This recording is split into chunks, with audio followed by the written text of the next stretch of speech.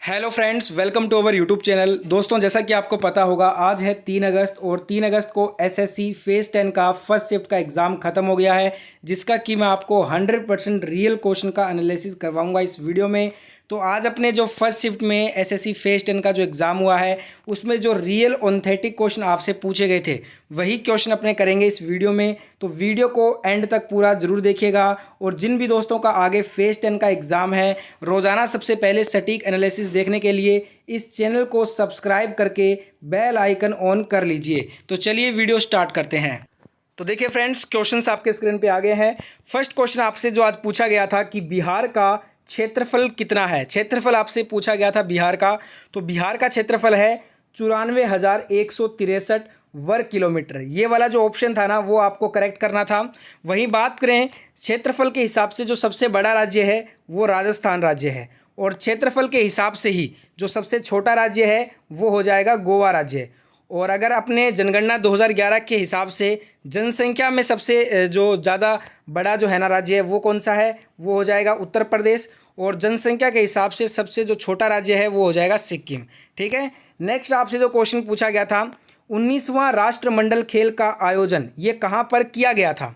19वां जो राष्ट्रमंडल खेल का आयोजन किया गया था, ये दोस्तों भारत में हुआ था। भारत के नई दिल्ली में हुआ था 2010 में। तो ये आपको करेक्ट करना था। वहीं बात करें दोस्तों, राष्ट्रमंडल खेल की जो शुरुआत हुई थी वो 1930 में हुई थी हैमिल्टन कनाडा से। और भारत जो है ना, प्रथम राष्ट्रमंडल खेल में जो भाग लिया था वो लिया था 1934 वाले राष्ट्रमंडल खेल में। और एक और चीज़ आपको पता होनी चाहिए कि जो राष्ट्रमंडल खेल जो वर्तमान में चल रहे हैं वो 2022 के, ये बर्मिंघम इंग्लैंड में चालू हैं राष्ट्रमंडल खेल 2022। नेक्स्ट आपसे जो क्वेश्चन पूछा गया, सुप्रीम कोर्ट ने जनवरी 2022 में 12 विधायकों को हटाए थे, यह किस राज्य से संबंधित थे।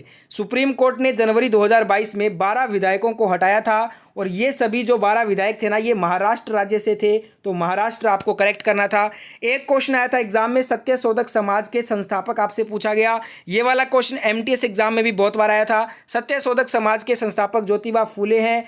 1873 में इन्होंने सत्यशोधक समाज की स्थापना की थी। ब्रह्म समाज की जो स्थापना हुई थी वो 1828 में हुई थी। आर्य समाज, जो कि दयानंद सरस्वती ने आर्य समाज की स्थापना की थी, कब की थी, 1875 में।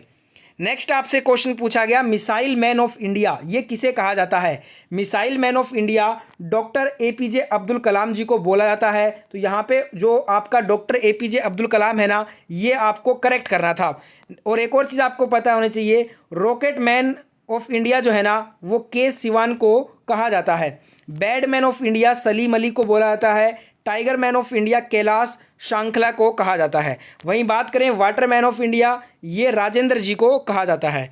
नेक्स्ट आपसे जो क्वेश्चन पूछा गया था कि ओणम जो है ये किस राज्य में मनाया जाने वाला एक त्यौहार होता है। देखिए, ओणम की बात करूं तो ये आपका केरल राज्य में मनाया जाने वाला एक त्यौहार है। तो केरल आपका जो था ना, वो करेक्ट आंसर हो जाता। एक क्वेश्चन आया था, वर्तमान में यूजीसी के अध्यक्ष कौन है। यूजीसी के चेयरमैन आपसे पूछे गए, तो एम जगदीश कुमार ये जो है ना यूजीसी के अध्यक्ष हैं। ये वाला क्वेश्चन एमटीएस एग्जाम में भी आया था, वहीं से ये क्वेश्चन रिपीट हुआ है। और देखिए, यूजीसी का फुल फॉर्म होता है यूनिवर्सिटी ग्रांट कमीशन। ठीक है। नेक्स्ट एक क्वेश्चन पूछा गया था, पृथ्वी के सबसे निचले भाग को क्या कहा जाता है। पृथ्वी के सबसे निचले भाग को कोड या फिर गुरुमंडल कहा जाता है। देखिए, पृथ्वी की 3 मुख्य परत होती है, क्रस्ट, मेटल और क्रोड। और क्रस्ट पर सियाल तथा सीमा पाई जाती है। करोड़ में निकेल फेरस पाए जाते हैं। ऐसा ये क्वेश्चन आपको पता होगा, एमटीएस एग्जाम में भी आया था और आज फेज 10 में भी पूछा गया है।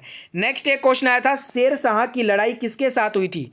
शेर शाह सूरी की लड़ाई हुमायूं के साथ हुई थी। हुमायूं कैंडिडेट्स बोल रहे थे, ऑप्शन में था, तो हुमायूं आपका राइट आंसर होगा। कन्नौज या बिलग्राम का इसको युद्ध कहा जाता है। इस युद्ध में शेर शाह की जीत हुई थी, हुमायूं हार गया था। शेर शाह का बचपन का नाम फरीद खान था। शेर शाह का जो मकबरा है ना, ये बिहार के सासाराम में है। ये क्वेश्चन एग्जाम में बहुत बार पूछा गया है। नेक्स्ट आपसे क्वेश्चन पूछा गया, निखिल बनर्जी का संबंध किस वाद्य यंत्र से है। निखिल बनर्जी का संबंध है सितार वाद्य यंत्र से। निखिल बनर्जी मेहर घराने से संबंधित हैं, तो इनका घराना भी पूछे तो आपको पता होना चाहिए।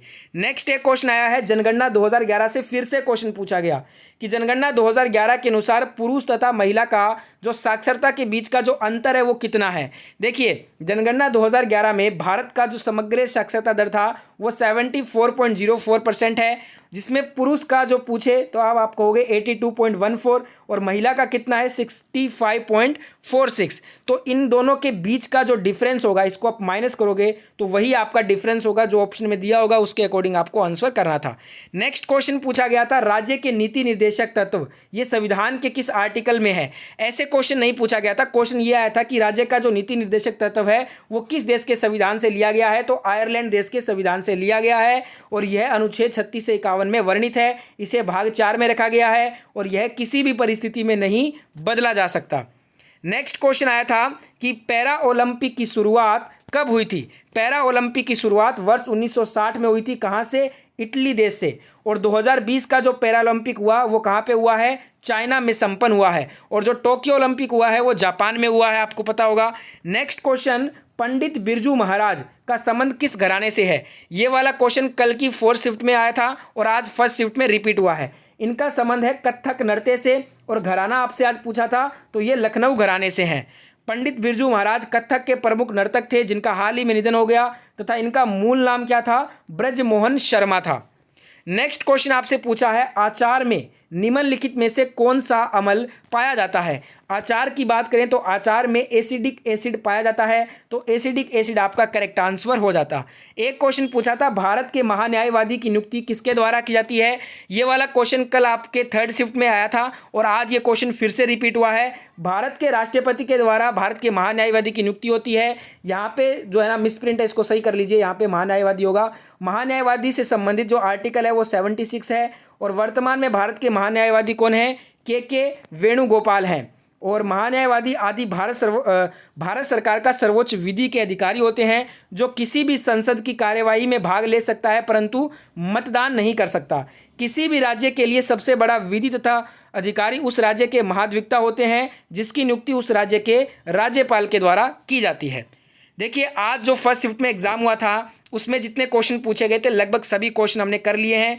अगर 1-2 क्वेश्चन और अगर छूट गए हैं मेरे से और आपको याद है 1st शिफ्ट में आपने एग्जाम दिया था तो आप कमेंट कर देना। और साथ में दोस्तों इसके बाद आपका 2nd शिफ्ट, 3rd शिफ्ट और 4th शिफ्ट सभी का आपको एनालिसिस चैनल पे करवाया जाएगा, इसलिए मेक श्योर कि आपने चैनल को सब्सक्राइब कर लिया है। तो सब्सक्राइब करने के बाद साथ में बेल आइकन को भी ऑन कर लेना नोटिफिकेशन पाने के लिए। और वीडियो को अगर आपको लाइक करना है तो लाइक फटाफट से करके वीडियो को शेयर भी कर दीजिएगा। और साथ में इन सभी क्वेश्चन का जो PDF फाइल है ना वो आपको टेलीग्राम चैनल पे मिलेगा, जिसका लिंक मैं आपको डिस्क्रिप्शन में दे दिया हूँ। ऊपर ही ऊपर आपको लिंक मिल जाएगा, टेलीग्राम चैनल ज्वाइन करके PDF फाइल आप डाउनलोड कर सकते हैं। अब मैं मिलता हूँ आपसे 2nd शिफ्ट के साथ और शाम को अपने ऑल शिफ्ट का एनालिसिस कर लेंगे।